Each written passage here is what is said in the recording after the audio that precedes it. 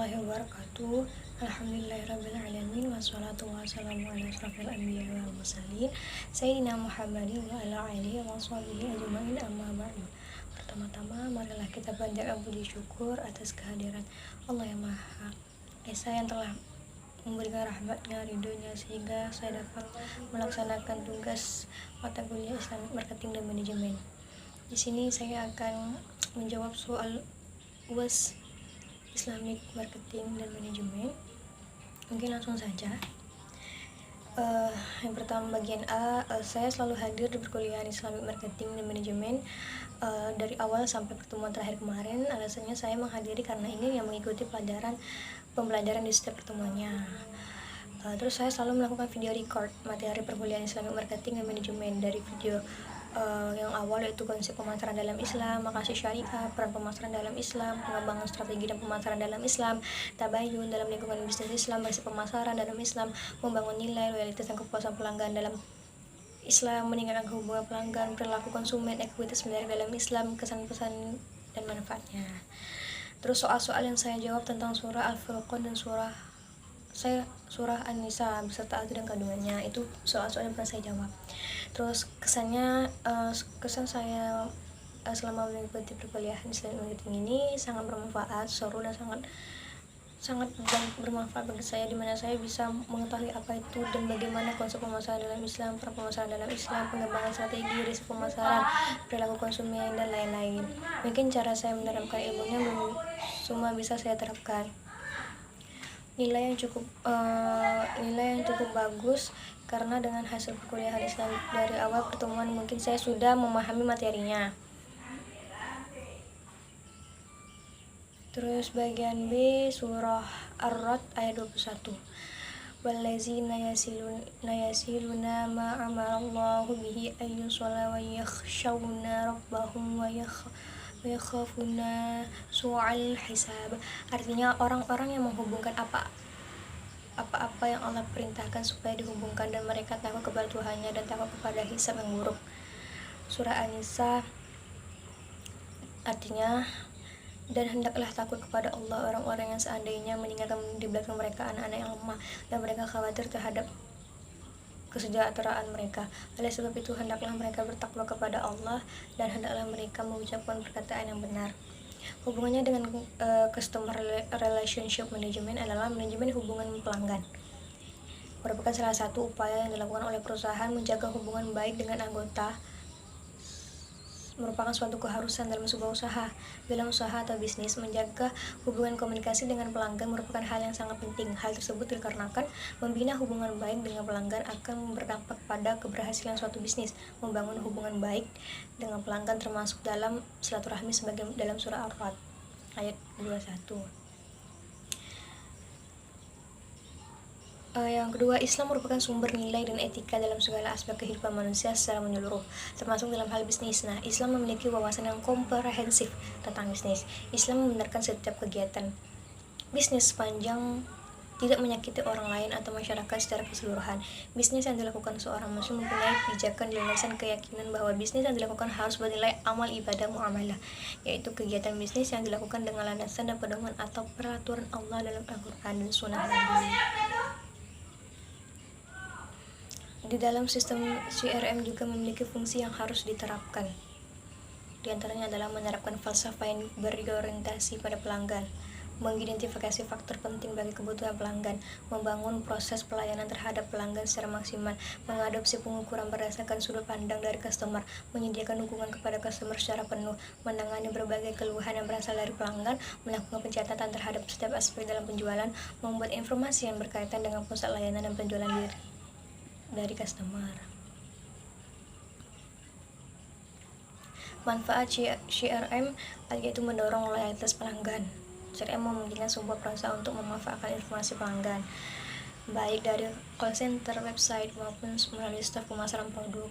Terus meningkatkan efisiensi operasional kerja. Nah, di sini dengan adanya CRM mampu untuk memberikan kemudahan dalam proses penjualan produk dan layanan. Terus yang ketiga, mengurangi biaya produksi. Penjualan produk memiliki skema yang lebih spesifik dan berfokus untuk menargetkan pelayanan terhadap pelanggan.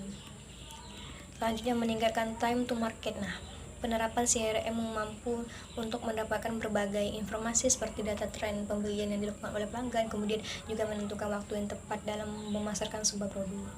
Yang terakhir, mendapatkan pendapatan secara optimal. Nah, dimensi CRM. Yang pertama itu identifikasi konsumen.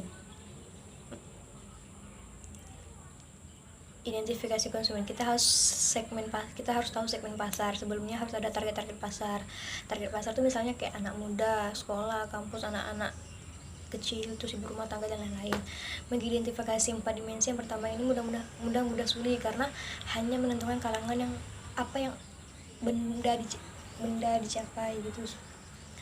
Sulitnya itu jika salah menargetkan tidak akan tercapai tujuan goals. Terus yang kedua, membangun daya tarik terhadap konsumen. Membangun daya tarik terhadap konsumen ini bagaimana menarik perhatian pelanggan, misalkan memberikan diskon, promo buy one get one, potongan harga, dan masih banyak lagi. Tapi terlepas dari itu semua, tentu pelayanan yang sangat memuaskan pelanggan dan melekat pada pelanggan. Usaha pelayanan yang baik dan benar, ramah sangat diterapkan jika mau hasil maksimal. Terus yang ketiga, mempertahankan konsumen yang ada. Ada beberapa orang yang mengatakan bahwa mempertahankan lebih sulit daripada menarik. Ya, itu memang benar, karena di bagian dimensi mempertahankan konsumen sangatlah berhati-hati. Seperti pada dimensi kedua, jika pelayanan atau produk tidak sesuai, maka pelanggan enggan datang kembali ke toko kita. Terus yang keempat, mengembangkan konsumen. Nah, melebarkan sayap untuk mendapatkan konsumen lebih banyak, sehingga pendapatan perusahaan semakin bertambah dalam pengembangan konsumen. Jangan lupakan konsumen lama. Yang paling penting mempertahankan konsumen.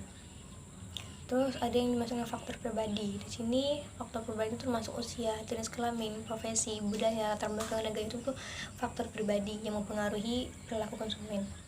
Terus yang keenam, proses keputusan pembelian merupakan proses di mana konsumen melewati 5 tahap, yaitu pengenalan masalah, pencarian informasi, evaluasi alternatif, keputusan pembeli, dan perilaku pasca pembelian yang dimulai jauh sebelum pembelian aktual dilakukan dan memiliki dampak yang lama setelah itu.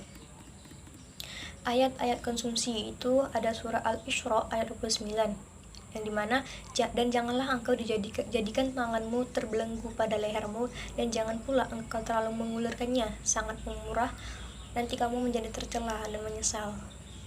Terus ada juga surah Al-Maidah ayat 87, wahai orang-orang yang beriman, janganlah kamu mengharamkan apa yang baik yang telah dihalalkan oleh Allah kepadamu, dan janganlah kamu melampaui batas, sesungguhnya Allah tidak menyukai orang-orang yang melampaui batas. Nah, ayat tersebut merupakan seruan kepada kaum muslim untuk menjalani kehidupan sebagai manusia biasa. Rasulullah memerintahkan untuk beribadah seraya tidak melupakan kewajiban untuk mencari rezeki dan memakmurkan dunia. Allah menghalalkan pernikahan, menggauli istrinya, dan menganjurkan untuk memperoleh keturunan. Nah, perilaku konsumen adalah studi tentang bagaimana individu, kelompok, dan organisasi itu memilih, membeli, menggunakan, dan bagaimana barang, jasa, ide, atau pengalaman untuk memuaskan kebutuhan dan keinginan mereka. Terus, ekuitas merek mengacu pada emosi dan pengalaman yang muncul dalam pikiran konsumen. Saat melihat satu merek, hubungan antara merek dan konsumen yang kuat akan menciptakan ekuitas brand yang tinggi pula. Dengan ekuitas merek yang kuat, sebuah perusahaan mampu mendapatkan pengakuan secara luas. Nah, di sini juga termasuk ada keunggulan kompetitif. Ekuitas merek yang tinggi memberikan sejumlah keuntungan kompetitif seperti yang dikemukakan oleh Phil Kotler, yaitu perusahaan akan menikmati biaya pemasaran yang lebih kecil, perusahaan akan mempunyai posisi yang lebih kuat dan menegosiasi dengan distributor dan pengecer, perusahaan dapat mengenakan harga yang lebih tinggi daripada pesaingnya, terus perusahaan lebih mudah untuk meluncurkan perluasan merek, terus merek itu dilindungi perusahaan dari harga yang ganas. Terus surah Al-Baqarah ayat 31, artinya, dan dia mengajarkan kepada Adam nama-nama atau benda seluruhnya, kemudian mengemukakannya kepada para malaikat, lalu berfirman, Sebutkanlah kepadaku nama benda-benda itu jika kamu memang benar orang-orang yang benar. Ayat tersebut menunjukkan bahwa Allah Subhanahu wa Ta'ala telah menyediakan nama-nama yang baik dalam Al-Quran. Disimpulkan bahwa Allah selalu menghendaki kebaikan dan hal-hal yang enak dan menyenangkan bagi hambanya. Nama-nama Allah yang terdapat dalam Al-Quran merupakan rahmat dan petunjuk bagi orang-orang yang beriman. Hal ini tidak jauh berbeda dengan pemberian nama pada suatu produk. Dalam pemberian nama pada satu produk, produsen memberikan nama-nama yang baik dan mengandung arti yang menunjukkan identitas, kualitas, dan cita dari produk tersebut. Mungkin ini yang dapat saya jawab. Mungkin jika ada salah atau kurang tepat mohon dimaafkan. Wabillahi taufiq wa hidayah. Wassalamualaikum warahmatullahi wabarakatuh.